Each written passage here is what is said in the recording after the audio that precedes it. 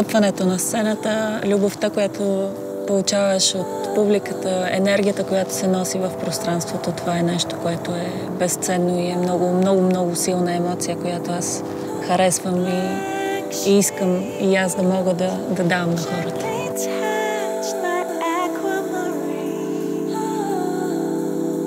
Смятам, че всеки човек има талант и той трябва да намери именно нещото, в което го бива, нещо, което му харесва и да го прави.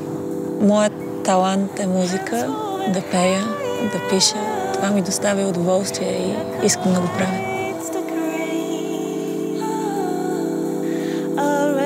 Таланта е нещо, което е само искрата и ти дава една добра основа и причина да се занимаваш с това, което искаш. От тук насетне вече започва много, много сериозна работа и много, много труд. Всъщност то не е толкова работа и труд, колкото страст. Имаш ли страст, ще имаш и желанието и времето да инвестираш, да развиваш себе си.